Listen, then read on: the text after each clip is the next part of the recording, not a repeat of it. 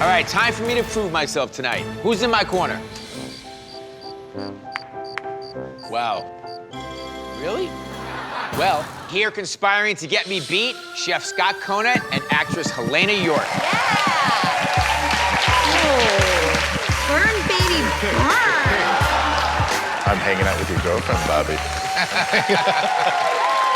We actually cook a lot together at home. Yeah, I'll be like, I'm gonna make the eggs this morning. Yeah. And he'll walk into the kitchen, he's like, you want me to make the eggs for you? You want me to put a little creme fraiche in there? And I'm like, no, I was gonna do it.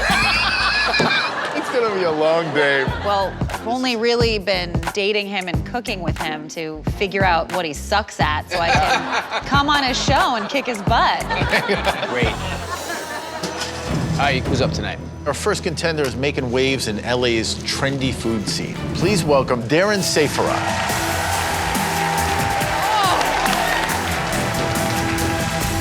This next contender has been credited the culinary ambassador of Jamaica, Fowles.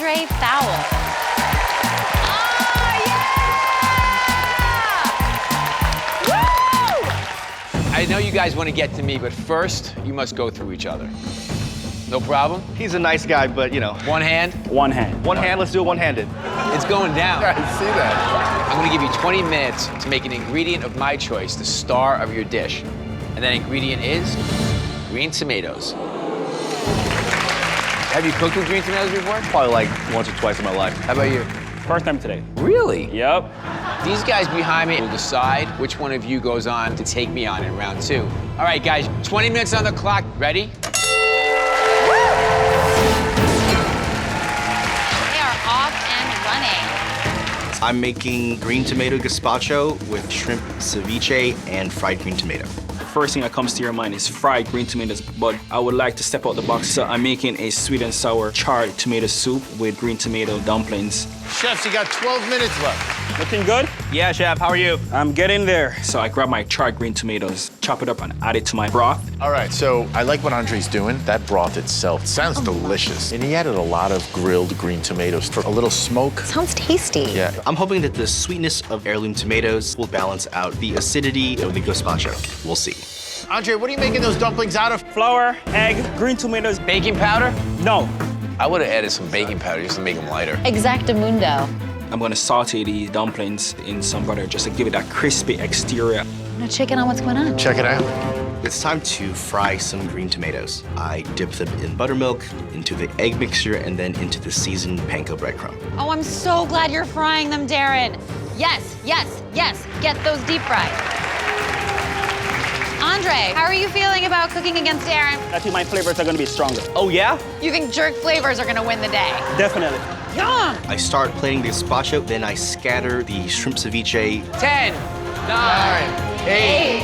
And I'm finishing with some fresh chives. 5, Throw the fried green tomatoes on top. 2. 1. Today I made a sweet and sour green tomato soup with tomato dumplings. So Andre, this is delicious. Really great balance of coconut and ginger.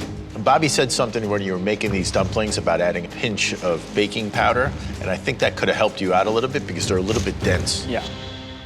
I could eat this broth all day, every single day.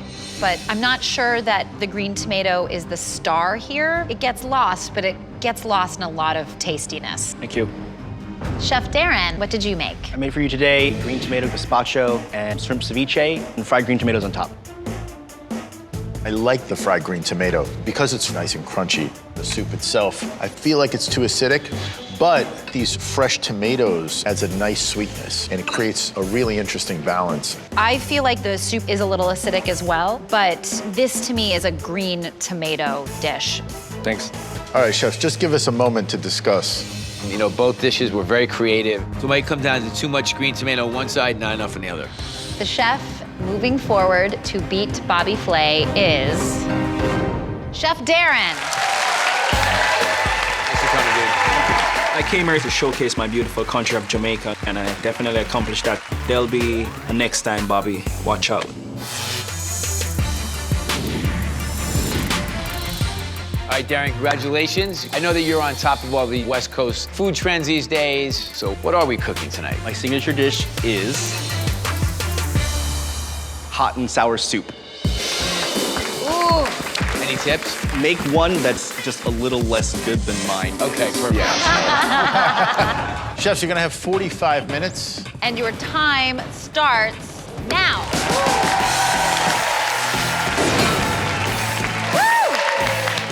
So I'm going to make a lobster tom yum style soup with roasted shiitake and king oyster mushrooms, rice noodles, pickled Fresno chilies, and beach mushrooms. Nice. Really good stuff. Bobby, have you made hot and sour soup? Nope. All right. Yeah. I'm like, okay, the only thing I can reference is my childhood eating Chinese food in my family. So I'm gonna go with the Chinese way, which is deep and rich and thicker than Thai style. It has black vinegar glazed pork, tofu, shiitake mushrooms, and some egg. I'm gonna start by trying to fortify my chicken broth in the pressure cooker with ginger and some garlic, and chicken wings, and I'm gonna use some speck, which is a smoked and cured pork product, because I want the smokiness. You got 15 minutes, chefs.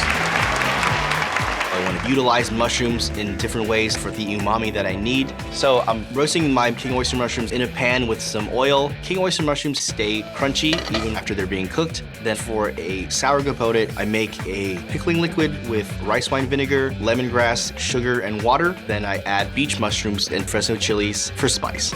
So I had my mushrooms, I had my tofu, I had my black vinegar glazed pork for the sour part. I'm gonna whisk some eggs for my egg streaks. Looking like hot and sour soup, I can't believe it. He just did a little cheer for himself. Oh, God. So Bobby's creating those ribbons of eggs that thicken that broth that he has. That's one of the things that I always remember most about a traditional Chinese hot and sour soup is that little viscosity inside the broth. But Darren's soup looks gorgeous. Yeah. He's putting a little bit more acid in it, I think, to balance it out. Good. It'll help that spice quite a bit. Less than a minute. Quickly, I start placing the noodles into the bowls. On top of that, I put the roasted mushrooms. And then I scatter the lobster chunks. I add a few pieces of the Fresno chilies and the pickled beach mushrooms. I'm feeling good. So now I'm gonna pour my soup into the bowl. 10, 9. At the very end, I add my broth.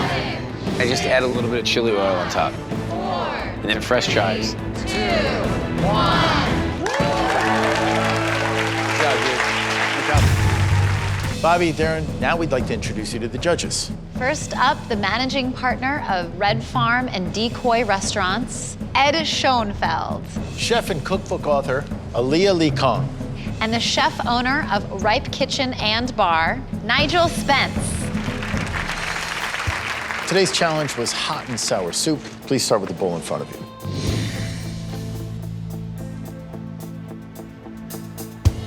Well, this is in the vein of Chinese hot and sour soup. A thickened broth, egg drop, mushrooms, pork. Tastes good, but I'd like to see a little more soy in the broth. It lacks a little depth of flavor for me. This to me is the hot and sour soup I grew up eating. I loved the interplay with the mushrooms and the tofu and the pork, but this is a bit too thick. The chef may have used a little too much cornstarch. I think there was a good balance of the heat and the sour. I did find that the mushrooms were a little bit chewy. Otherwise, I think it's a great dish. All right, judges, please switch your bowls.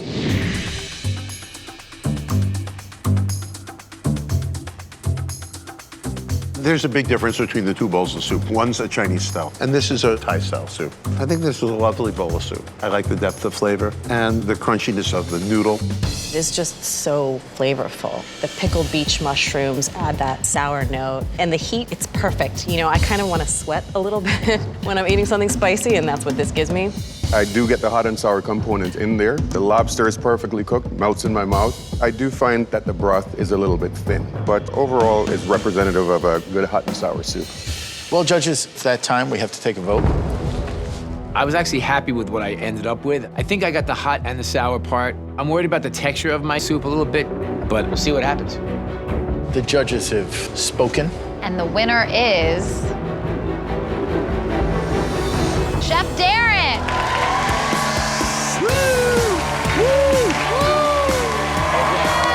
Beating Bobby Flay with my signature hot and sour soup is just gonna get me one step closer to world noodle domination. Thanks for being here, man. Thanks, it's a pleasure.